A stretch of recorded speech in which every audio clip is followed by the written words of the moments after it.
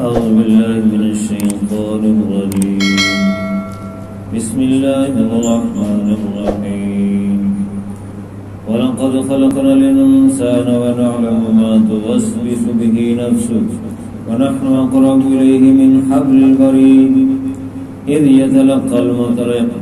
يتلقى المتلقيان عن اليمين وعن الشمال قعيد ما يلفظ من قول إلا لديه رقيب عتيد وجاءت سكرة الموت بالحق ذلك ما كنت منه تحيد ونفخ في الصور ذلك يوم الوعيد وجاءت كل نفس معها سائق وشهيد لقد كنت في غفلة من هذا فكشفنا عنك غطاءك فبصرك اليوم حديد.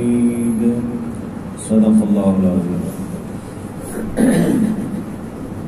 گزشتہ آیات میں اللہ تبارک و تعالی نے زمین و آسمان اور دیگر چیزوں کی تخلیق کا ذکر کیا، یعنی بیرونی طور پر جو مشاہدات ہیں اللہ تعالیٰ کی قدرت کے اور اس کی تخلیق کے، اس کا ذکر فرمایا، اور جن قوموں نے انکار کیا ان کا انجام بھی ذکر فرما دیا، اور یہ فرمایا کہ جس طرح اللہ تعالیٰ یہ ساری چیزیں پیدا کی ہیں اسی طرح اللہ تعالیٰ تمہیں دوبارہ پھر زندگی دے گا، مرنے کے بعد دوبارہ اللہ کے سامنے پیش ہونا ہے۔ اب یہاں پر انسان کے اندرونی مشاہدات کو یہاں ذکر کیا گیا ہے، جن کے ذریعے سے اللہ تعالیٰ کی قدرت اور وعید سنائی گئی ہے انسان کو۔ فرمایا وَلَقَدْ خَلَقْنَا الْإِنسَانَ، اور البتہ تحقیق ہم نے انسان کو پیدا کیا۔ پہلے زمین و آسمان یہ وہ چیزیں ذکر کی جو بیرونی طور پہ، اب انسان کی تخلیق کا ذکر کیا، تو انسان کو پیدا کرنے والا بھی اللہ تعالیٰ ہی ہے، کیونکہ وہ خالق کل شیء، وہ ہر چیز کو پیدا کرنے والا ہے، تو انسان کا خالق بھی وہی ہے۔ وَنَعْلَمُ مَا تُوَسْوِسُ بِهِ نَفْسُهُ، اور اللہ تعالیٰ فرماتے ہم جانتے ہیں جو کچھ انسان کا نفس وسوسہ کرتا ہے، نفس میں جو خیالات آتے ہیں ان تمام خیالات کو اللہ تعالیٰ فرماتے ہم جانتے ہیں۔ بعض بات انسان کے دل میں خیال آتا ہے معمولی سا اور ختم ہو جاتا ہے فوراً، اس کو حافظ کہتے ہیں، خیال آیا ختم ہو گیا۔ اور بعض بات یہ ہوتا ہے کہ تھوڑا سا اس سے بڑھتا ہے خیال، تو اس کو خاطر کہتے ہیں، خاطر۔ اور بعض بات وہ خیال ایسا ہوتا ہے جو برا ہوتا ہے، درست نہیں ہوتا، تو اس کو حدیث نفس کہتے ہیں۔ اور بعض بات ایسا خیال ہوتا ہے جس سے انسان کا نفس لطف اندوز ہوتا ہے، تو اس کو ہم کہتے ہیں۔ اور بعض اوقات انسان کسی جو خیال آتا ہے وسوسہ، اس کا پختہ ارادہ کر لیتا ہے، تو اس کو عزم کہتے ہیں۔ یہ پہلے جتنے بھی خیالات کی قسمیں ہیں ان پر پکڑ نہیں ہے۔ عزم جو ہے جس کو ہم اردو میں پختہ ارادہ کہتے ہیں، جب خیال آیا تو اس نے اس کے کرنے کا یا زبان پر لانے کا پختہ ارادہ کر لیا، تو اس پر مواخذہ ہے، اس پر پکڑ ہے۔ تو جو ذرا سا خیال آتا ہے انسان کے دل میں، اللہ تو اس خیال کو بھی اللہ تعالیٰ فرماتے ہیں جانتے ہیں۔ وَنَحْنُ أَقْرَبُ إِلَيْهِ مِنْ حَبْلِ الْوَرِيدِ، اور ہم انسان کے یعنی اس کی شاہ رگ سے بھی زیادہ قریب ہے۔ حبل الورید، حبل رگ کو کہتے ہیں، اور ورید جو ہے شاہ، یعنی شاہ رگ، یعنی جو جس کے ذریعے سے خون گردش کرتا ہے انسان کے جسم میں۔ اگر اس کو کاٹ دیا جائے تو انسان کا جسم اور روح علیحدہ علیحدہ ہو جاتے ہیں اور اس کی موت واقع ہو جاتی ہے۔ تو یہ شاہ رگ جس کے ذریعے سے خون انسان کے جسم میں دوڑتا ہے اور ایک ایک رگ کے اندر جاتا ہے، تو اللہ تعالیٰ اس کے ایک ایک خون کے ذرے اور ایک ایک رگ اور سب کو جانتے ہیں. تو اس شاہ رگ سے بھی اللہ تعالیٰ فرماتے ہیں ہم زیادہ قریب ہیں، کیونکہ انسان خود تو شاہ رگ کو نہیں جانتا، کیونکہ وہ اس کو دیکھ نہیں رہا. ہاتھ سامنے اس کو دیکھ رہا ہے، پاؤں سامنے دیکھ رہا ہے، لیکن جو آزاد نظر نہیں آ رہے اس کو تو انسان نہیں دیکھ رہا، اور اللہ اس کو بھی دیکھ رہا ہے. اللہ تعالیٰ ایک ایک خون کے ذرے ایک ایک رگ سے واقف ہے. تو یہ قرب جو ہے اللہ تعالیٰ کا کہ ہم اس کے قریب ہیں، اس کی شاہ رگ سے بھی زیادہ قریب ہیں. یہ امام بیضاوی رحمہ اللہ، امام بغوی اور دیگر ائمہ کرام فرماتے ہیں یہ قرب جو ہے یہ علمی قرب ہے. علمی قرب سے مراد یہی ہے کہ اللہ ایک ایک انسان کے خون کے قطرے کو جانتا ہے، ذرے کو جانتا ہے، جہاں جہاں اس کا سانس آتا ہے اس کو جانتا ہے، اس کے ایک ایک عضو کو جانتا ہے کہ اس کے اندر کیا چل رہا ہے، اس کے دل اور دماغ کے اندر کیا چل رہا ہے، اور کون سا عضو کیا کام کر رہا ہے. تو ایک ایک عضو اور ایک ایک خون کے قطرے سے اللہ تعالیٰ واقف ہے اور اس کے زیادہ قریب ہے. جبکہ حضرت قاضی ثناء اللہ پانی پتی رحمۃ اللہ اپنی تفسیر میں لکھتے ہیں کہ اس قرب سے مراد صرف قرب علمی نہیں ہے بلکہ اس سے قرب ذاتی بھی مراد ہے. یعنی اللہ تبارک و تعالی ذاتی لحاظ سے چونکہ وہ مکان وغیرہ سے پاک ہے، لیکن وہ انسان کے اتنے قریب ہے کہ اس کے ایک ایک حصے کو دیکھ رہا ہے. اللہ تبارک و تعالیٰ اس کے خون کے قطرہ جو چل رہا ہے اس کے اندر، جسم کے اندر سانس چل رہا ہے، اس سب کو اللہ تعالیٰ دیکھ رہا ہے. جو انسان اور اللہ تعالیٰ کے درمیان 70,000 غفلت کے پردے ہیں، جیسے جیسے وہ اللہ تعالیٰ کے قریب آتا ہے، اللہ تعالیٰ کے حکموں کو مانتا ہے، وہ پردے کم ہوتے جاتے ہیں اور یہ اللہ کے قریب ہوتا جاتا ہے.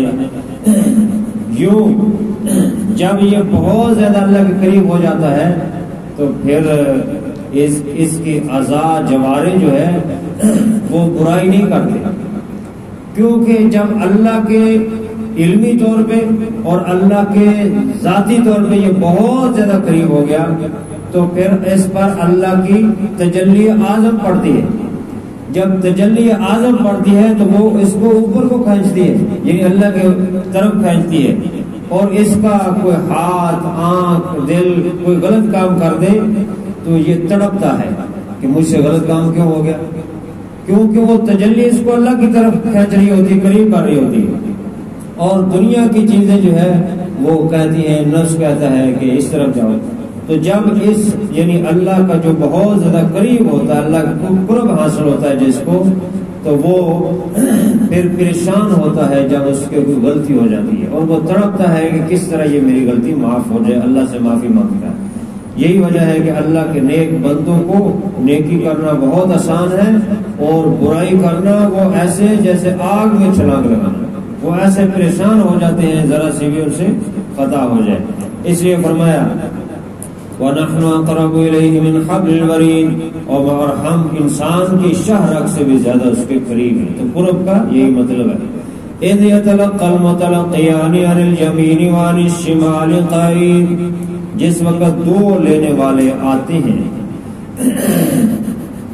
دائیں طرف سے اور بائیں طرف سے. دائیں طرف اور بائیں طرف جو ہے یہ دو لینے والے جو آتے ہیں، یہ ان سے مراد وہ فرشتے ہیں جو اللہ نے مقرر کیے ہیں، جن کا دوسری جگہ ذکر ہے کرامن کاتبین یعلمون ما تفعلون، تمہارے ساتھ لکھنے والے عزت والے فرشتے موجود ہیں، جو کچھ تم کر رہے ہو وہ جانتے ہیں، وہ ایک ایک ذرے کو جانتے ہیں. جو عمل کرتے ہیں اللہ نے ان کو طاقت دی ہے کہ تمہارے جو جس پر اللہ نے مواخذہ کرنا ہے ان سب کے لیے ان کو طاقت دی ہے کہ وہ جانتے ہیں اور وہ لکھتے ہیں. ایک ایک چیز ریکارڈ ہو رہی ہے، حتیٰ کہ حدیث شریف میں ہے کہ بعض اوقات انسان اتنا باریک عمل کرتا ہے، اتنا باریک کہ جس کا نقش بنانا مشکل ہوتا ہے، تو فرشتے عرض کرتے ہیں اللہ تعالیٰ سے کہ اس کا کیا کیا جائے، تو اللہ تعالیٰ فرماتے ہیں اس کو اسی طرح لکھ لو اس کا نقش اور مسل میں خود ہی بنا لوں گا. تو گویا کہ اس کی ایک ایک چیز کی ویڈیو بن رہی ہے، ریکارڈ ہو رہی ہے. فرشتے دو موجود ہیں کرام کاتبین، اور اس کی چیزوں کو لکھ رہے ہیں. اور اس لیے کہا زبان سے کوئی کلمہ ادا نہ کرو مگر سوچ کر ادا کرو، کیونکہ اس میں پکڑ ہونے والی ہے. حدیث شریف میں ایک صحابی نے پوچھا حضور علیہ السلام سے کہ جو ہم زبان سے کہتے ہیں اس پر بھی پکڑ ہوگی؟ آپ صلی اللہ علیہ وسلم نے حل یکب فی النار الا حصائد السنتہم، یہ زبان کی باتیں تو جہنم میں لے کے جاتی ہیں، نہیں جہنم میں گراتی الا حصائد السنتہم، مگر زبان کی کاٹی ہوئی چیزیں، اور وہ کاٹی ہوئی وہی باتیں جو کہتا ہے. بعض بات انسان زبان سے ایک بات کہتا ہے جس کو معمولی سمجھتا ہے اور وہی اس کی پکڑ کا سبب اور جہنم میں جانے کا سبب بن جاتا ہے. اور بعض بات انسان کو ایک اچھی ایسی رواداری کی بات کہتا ہے کہ جس سے جو ہے وہ اللہ کا قرب حاصل کر لیتا ہے اور اس کے درجے بلند ہو جاتے ہیں اور اس کو علم بھی نہیں ہوتا. اس لیے کہا ہے کہ سوچ سمجھ کے زبان کا استعمال بھی سوچ سمجھ کے، اعضاء جوارح کا استعمال بھی سوچ سمجھ کے، کیونکہ ان سب پر پکڑ ہونے والی ہے. ما یلفظ من قول الا لدیہ رقیب عتید، کوئی بات اس کی زبان پر نہیں آتی مگر ایک نگران اس کے پاس تیار موجود ہے، وہ بالکل ہر وقت ریڈی ہے، تیار ہے. جیسے ہی یہ کوئی کام بات کرتا ہے وہ فوراً لکھ لے، وہ ریکارڈ میں آ رہی ہے، ایک ایک بات ریکارڈ میں آ رہی ہے. وجاءت سکرۃ الموت بالحق، اور آئے گی موت کی بے ہوشی حق کے ساتھ، یعنی پھر اس کو موت آنے والی ہے، اللہ کے سامنے پیش ہونا ہے.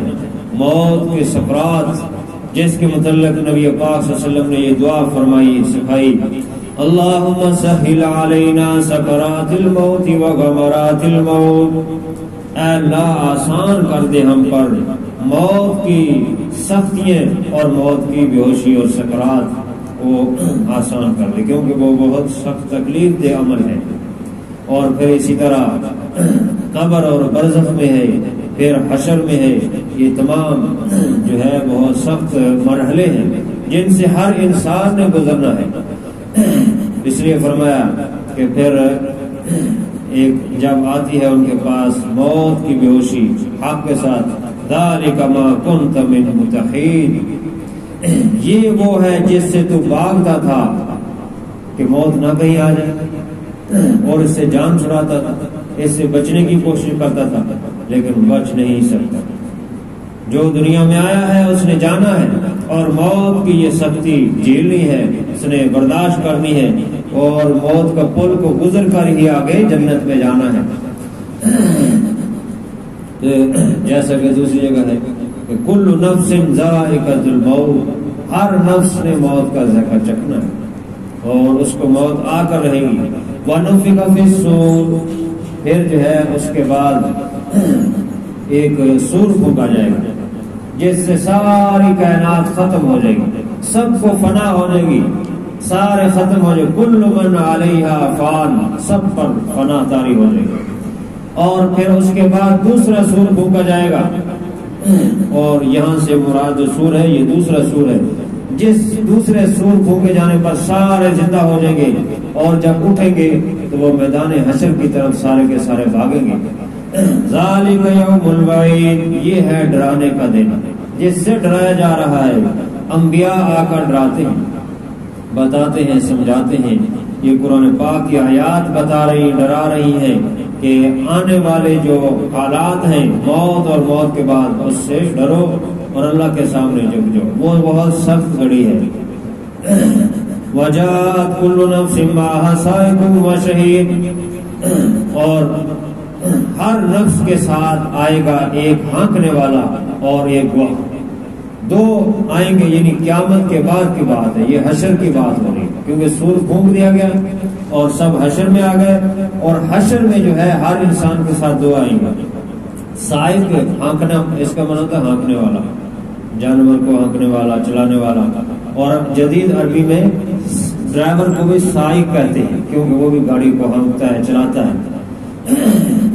تو یہ دو ہر انسان کے ساتھ آئیں گے. دنیا میں بھی یہ دستور ہے کہ جب کسی مجرم کو عدالت میں پیش کیا جاتا ہے تو ایک اس کو پکڑ کے عدالت میں پیش کرتا ہے اور دوسرا اس کا چلان پیش کرتا ہے. تو قیامت میں بھی یہ دو ہوں گے، ہر نفس کے وجات کل نفس، ہر نفس کے ساتھ ما سائقم و شہید، ایک اس کو ہانکنے والا ہوگا، یعنی اس کو پکڑ کر اللہ کی عدالت میں پیش کرے گا، وہ شہید، اور دوسرا اس کا نام اعمال لے کر اللہ کی بارگاہ میں آئے گا کہ یہ ہے اس کا نام اعمال جو کچھ اس نے کیا دنیا میں، اور اس کا گواہ یعنی آئے گا گواہی دینے لیے.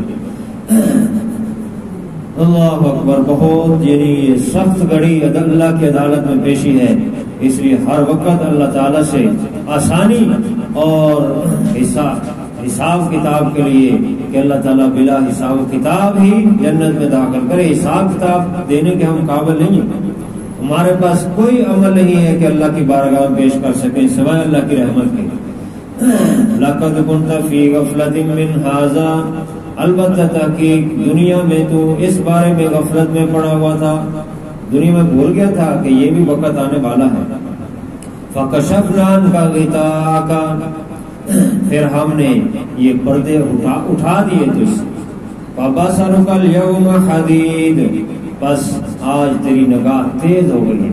دنیا میں تجھے نظر نہیں آتا تھا، انکار کرتا تھا، اے مولویوں کی گلاں ہیں، ہاں جی ایڈ کونسلے نے مر گئے، بس ختم ہو گئے، کون پوچھتا ہے، کوئی نہیں، ہو جائے گا، دیکھی جائے گا جب آئے گا. اس طرح کی باتیں کرتے تھے، بڑی جرت کی باتیں.